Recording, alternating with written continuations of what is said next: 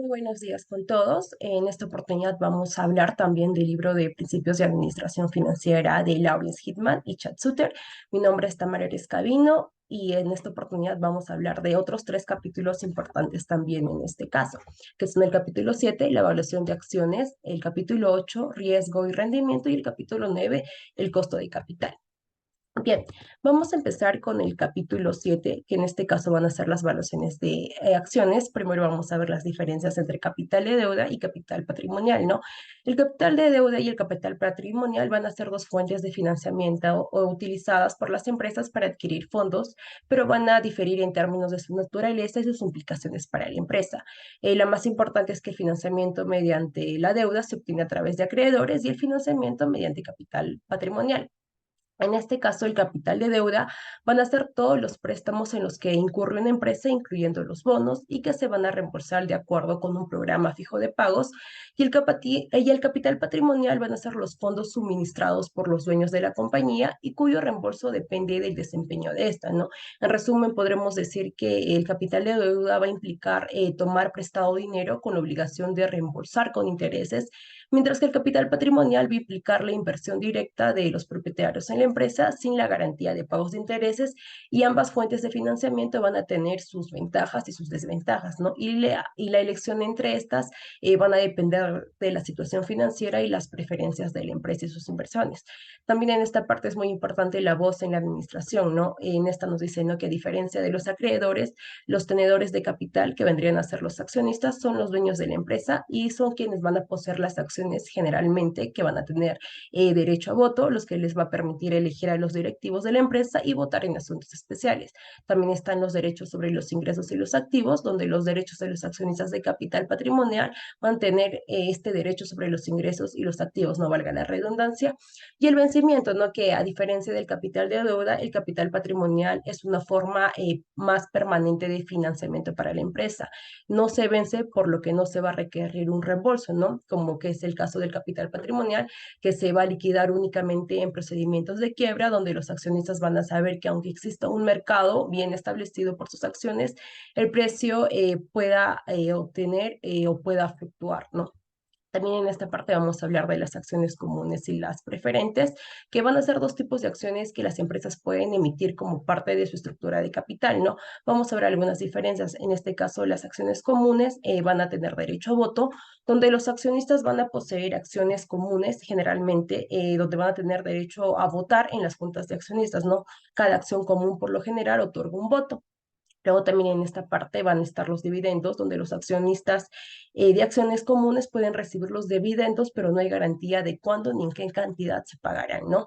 También está la prioridad en la liquidación, que en caso de liquidación de la empresa, por ejemplo, en caso de quiebra, ¿no? Las acciones comunes están en la parte posterior de la fila para recibir los activos restantes después que se hayan pagado todas las deudas, y las acciones preferentes los que hacen es más propensos a recibir menos o nada de una liquidación, y el rendimiento potencial, ¿no?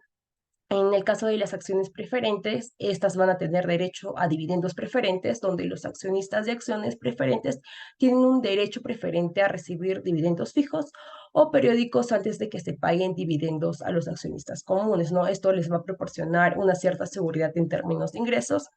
También van a estar sin derecho de voto o voto limitado.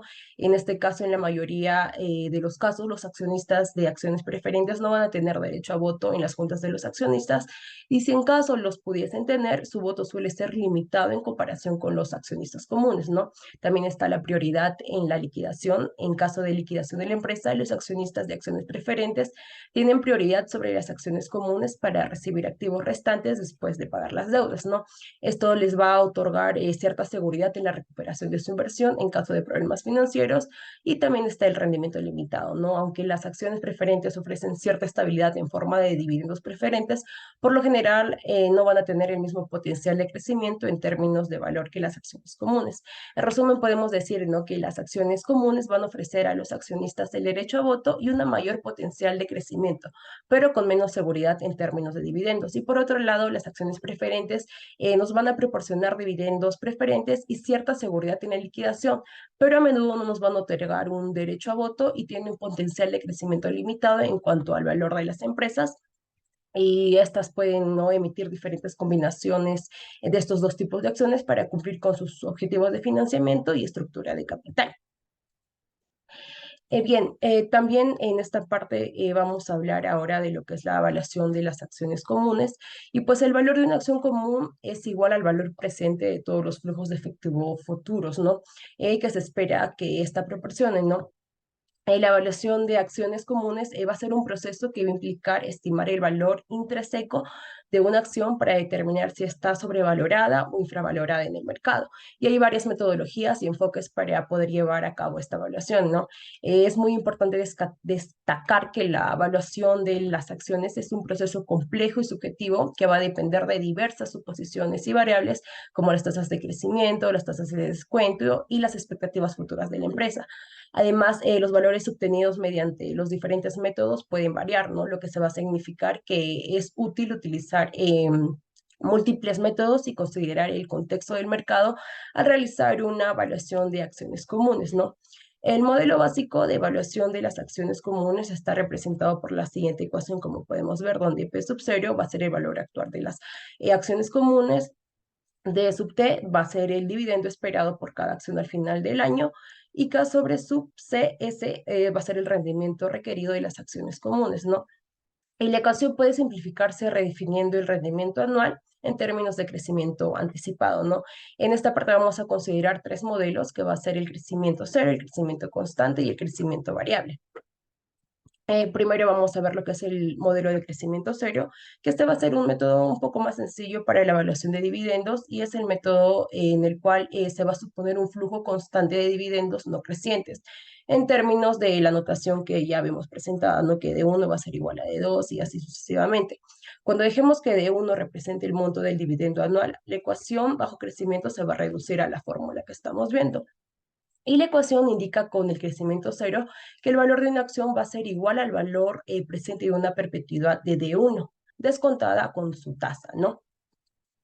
También luego vamos a ver lo que es el modelo de crecimiento constante, que este es el segundo modelo de esta fase, donde este método va a ser uno de los más difundidos para la evaluación de dividendos y el cual va a suponer, ¿no?, que los dividendos tienen que crecer a una tasa constante, pero a una tasa menor que el rendimiento requerido. En este caso podemos ver la ecuación del modelo de crecimiento de constante y solo simplificamos va a quedar como en la segunda parte, ¿no? Luego también vamos a ver lo que es el modelo del crecimiento variable. En este caso, el modelo de crecimiento variable va a ser un enfoque de valoración de acciones que tienen en cuenta el hecho de que una empresa pueda quizás experimentar cambios con su tasa de crecimiento a lo largo de un tiempo, en lugar de asumir un crecimiento constante, ¿no?, como se hace en el modelo de crecimiento constante o de crecimiento de cero. Este modelo es más realista y adecuado para las empresas cuyos flujos de efectivo futuros se espera que varíen en diferentes periodos, ¿no? Ahora vamos a ver lo que es el modelo de evaluación para un flujo de efectivo libre, ¿no? En este caso, esta va a ser una técnica utilizada para estimar el valor de una empresa o un proyecto al considerar sus flujos de efectivo disponibles para todos los inversionistas, incluyendo a los accionistas y a los acreedores, ¿no? Este enfoque se basa en el principio de que el valor de una empresa está relacionada con la cantidad de efectivo que puede generar en un futuro, ¿no? Y pues ahora vamos a ver algunos pasos básicos para poder realizar un flujo de efectivo libre, ¿no? Primero tenemos que hacer una estimación de flujos de efectivo libre futuros, que va a comenzar por estimar los flujos de efectivo libres futuros que se espera que la empresa genere. Luego se va a hacer el establecimiento de una tasa de descuento apropiada, a menudo que esta tasa nos genere algún requerimiento requerido, ¿no? Valga la redundancia. Luego se va a hacer lo que es la proyección de flujos de efectivo futuro, donde vamos a proyectar todo lo que queremos a futuro durante un periodo y estas pueden abarcar años, ¿no? También luego vamos a calcular el valor presente. Luego vamos a hacer la suma de los valores presentes y vamos a tener una consideración del valor terminal que va a ser después del periodo de proyección más que nada. De ahí se va a hacer una suma de valor terminal que este va a ser calculado en el paso de lo que hemos ya hallado el valor presente, y luego va a haber el análisis de sensibilidad y los escenarios que nos genere todo este cálculo, ¿no? Podemos decir también que este modelo de valoración es fundamental en la toma de decisiones de inversión y adquisición, y pues nos va a permitir a los inversiones estimar el valor intrínseco de una empresa o proyecto en función de sus flujos de efectivo futuros. Y sin embargo es muy importante tener en cuenta que las proyecciones y las suposiciones en este modelo pueden variar significativamente y deben ser cuidadosamente evaluadas, ¿no? Luego también vamos a ver ahora lo que son los fundamentos del riesgo y el rendimiento. En las decisiones más importantes, ¿no?, de una empresa que se toman, se van a tomar en cuenta dos factores claves, ¿no?, que va a ser el riesgo y el rendimiento. Y cada decisión financiera va a implicar ciertas características de riesgo y rendimiento, y la evaluación adecuada de tales características puede ya sea aumentar o disminuir el precio de las acciones de una compañía. En este caso vamos a ver qué es el riesgo y el rendimiento, ¿no? El rendimiento, el riesgo va a ser una medida de la incertidumbre en torno al rendimiento que ganará una inversión o un sentido más formal, el grado de variación de los rendimientos relacionados con un activo fijo, ¿no? Va a ser el riesgo al momento quizás de invertir algo, ¿no? ¿Qué es lo que nos va a generar? Y pues el rendimiento va a ser la ganancia o la pérdida total que experimenta una inversión en un periodo específico, ¿no? Que se va a calcular dividiendo las distribuciones en efectivo del activo durante el periodo, más su cambio en el valor, ¿no? Entre el valor de la inversión al inicio del periodo. Matemáticamente, el rendimiento total de una inversión va a ser la suma de todas las distribuciones de efectivo. Por ejemplo, puede ser los pagos de dividendos o interés, más el cambio en el valor de la inversión dividida entre el valor de la inversión al inicio del periodo, donde podemos ver la ecuación, ¿no? Donde K sub T nos va a representar la tasa de rendimiento real esperado requerida durante el periodo T. C sub T va a ser el efectivo o el flujo recibido de una inversión en el activo durante el periodo. PT va a ser el precio-valor del activo en el tiempo, y PT menos 1 va a ser el precio-valor del tiempo menos 1, ¿no?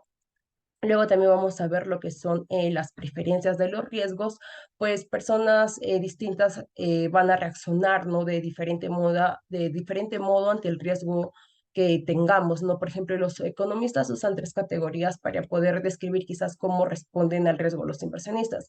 Primero está lo que es la aversión al riesgo, que va a ser la actitud del inversionista que exige un rendimiento mayor como compensación por el incremento del riesgo. Luego va a estar la neutralidad ante el riesgo y la actitud del inversionista cuando elige una inversión con rendimiento más alto sin considerar el riesgo, ¿no? También, por último, está el buscador del riesgo, que va a ser la actitud de los inversionistas que van a preferir las inversiones con mayor riesgo, incluso si estas tienden rendimientos esperados bajos, ¿no? Luego también tenemos lo que es el riesgo de un solo activo. En este caso, vamos a tener una evaluación del riesgo, ¿no? Donde la noción de que el riesgo está relacionado con la incertidumbre va a ser un poco más intuitiva. Cuando mayor es la incertidumbre acerca de cómo se desempeñará una inversión, más riesgosa va a ser esta inversión, ¿no? Acá también se va a ver el análisis de sensibilidad, donde este va a ser un método para poder evaluar el riesgo considerando varias alternativas posibles, ¿no? Con la final de obtener una percepción del grado de variación entre los rendimientos. Luego, en este caso, el riesgo de la inversión se puede medir con el intervalo de los posibles resultados, y este intervalo se obtiene restando el rendimiento asociado con el resultado pesimista del rendimiento asociado con el resultado optimista. Y cuando mayor vaya a ser el intervalo mayor, será el grado de variación o riesgo que tiene el activo. Y aquí también vamos a encontrar lo que es la probabilidad, que esta va a ser la posibilidad de que ocurra un resultado determinado, ¿no?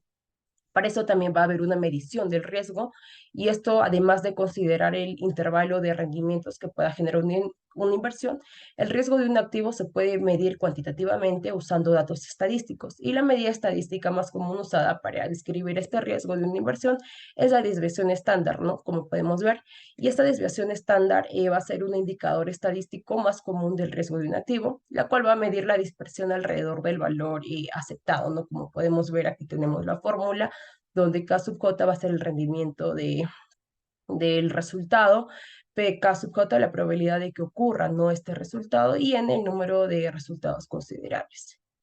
También vamos a ver en esta parte lo que es el riesgo y el rendimiento, pero en este caso el modelo de fijación de precios de activos del capital, ¿no?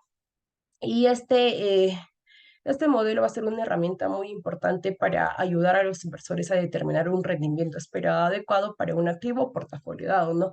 Considerando su nivel de riesgo, ¿no? A continuación vamos a describir algunos principales conceptos de este modelo de precios de activos de capital, donde aquí vamos a tomar lo que es el rendimiento esperado, en este caso también lo que es el riesgo, la tasa de riesgo, beta y el premio de riesgo del mercado, ¿no?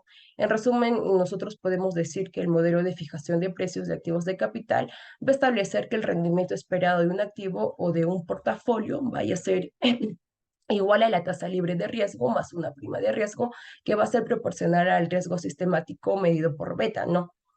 Este modelo nos va a proporcionar una manera de cuantificar la relación entre el riesgo y el rendimiento y es ampliamente utilizado en la toma de decisiones de inversión y en la valoración de los activos financieros. Luego vamos a ver lo que es otro muy importante capítulo, que es la introducción al costo de capital. Y en esta parte, el costo de capital va a ser un concepto fundamental en las finanzas corporativas y se va a referir al costo que una empresa incurre al obtener financiamiento para sus operaciones y proyectos, ¿no? En este caso va a representar la tasa de retorno que se espera que una empresa pague a los inversores y prestamistas a cambio de su inversión o su financiamiento, ¿no?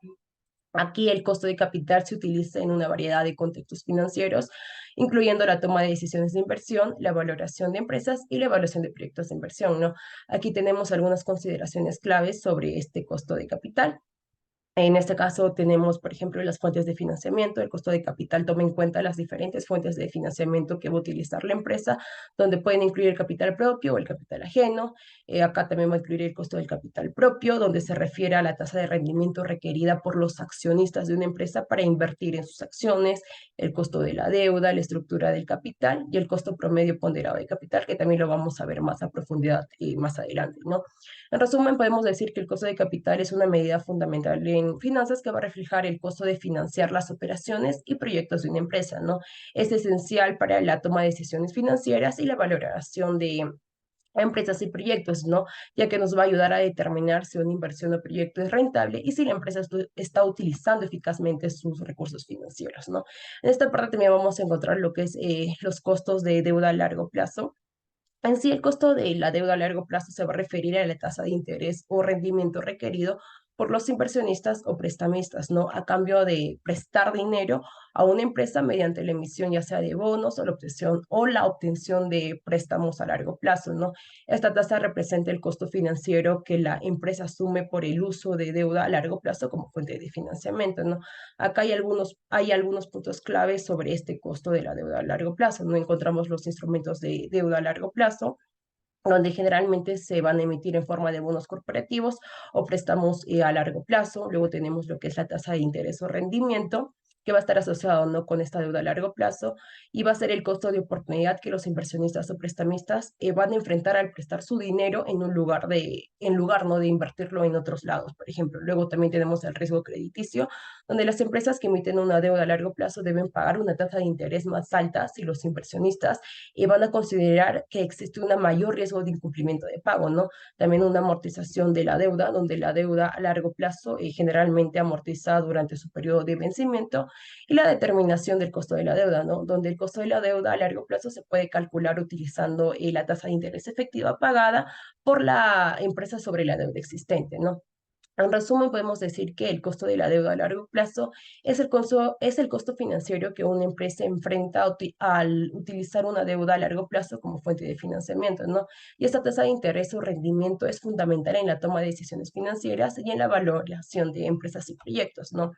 En esta parte también vamos a ver lo que es el costo de las acciones preferentes, que ya lo habíamos tocado, y en esta a menudo viene denominado con el nombre de dividendo preferencial, ¿no? Que se va a referir al pago periódico que una empresa realiza a los accionistas preferentes a cambio de su inversión en acciones preferentes. Podemos decir, ¿no? Que el costo de las acciones preferentes van a ser un compromiso financiero importante para la empresa, ya que debe de cumplir con el pago de dividendos preferenciales a los accionistas preferentes, ¿no? Independientemente de su situación financiera o de su ganancia. Por lo tanto, es fundamental que las empresas comprendan y planifiquen adecuadamente el costo de estas acciones al estructurar y tomar decisiones financieras. También tenemos lo que es el costo de las acciones comunes. En este caso, a estas se les llama como el costo de capital propio o costo de las acciones ordinarias, ¿no? Y esta se va a referir al costo de que una empresa enfrenta al financiarse a través de la emisión de acciones comunes y el rendimiento que los inversores van a esperar obtener al invertir estas acciones, ¿no? En resumen, podemos decir que estas acciones van a ser el rendimiento requerido por los accionistas a cambio de su inversión en acciones de una empresa, ¿no? Es una medida fundamental en las finanzas corporativas y se va a utilizar en la variación de las empresas, la toma de decisiones de inversión y la evaluación de proyectos, ¿no? Y por último, vamos a ver lo que es el capital, el costo promedio ponderado de capital, ¿no? Que esta va a ser una medida financiera que va a representar el costo total de financiamiento de una empresa y se va a utilizar para evaluar la viabilidad de proyectos de inversión y para hacer una valorización a las empresas, ¿no? En este caso va a reflejar el costo futuro promedio esperado de los fondos a largo plazo y se va a calcular ponderando el costo de cada tipo específico de capital de acuerdo con su proporción en la estructura de capital de la compañía, ¿no? Como podemos ver, el cálculo de este costo de capital promedio ponderado es un sencillo porque se va a multiplicar el costo específico de cada forma de financiamiento por su proporción en la estructura del capital de la empresa y se van a sumar los valores ponderados, ¿no? El costo de capital promedio ponderado va a ser este, donde K se va a expresar como una ecuación de la siguiente manera, ¿no? K sub A. Y en este caso podemos ver donde W sub I va a ser la proporción de la deuda a largo plazo en la estructura del capital, W sub P va a ser la proporción de acciones preferentes en la estructura del capital, W sub S va a ser la proporción de capital en las acciones comunes en la estructura del capital, y pues todo esto sumando nos va a tener que dar igual a 1.0, ¿no? Entonces, en resumen, podemos decir, ¿no? Que el costo de capital promedio se expresa generalmente como un porcentaje y se va a representar, va a representar el costo promedio ponderado de todas las fuentes de financiamientos utilizadas por la empresa y se utiliza como la tasa de descuento en el análisis de valoración y en la evaluación de todos los proyectos de inversión. Eso sería todo. Muchas gracias.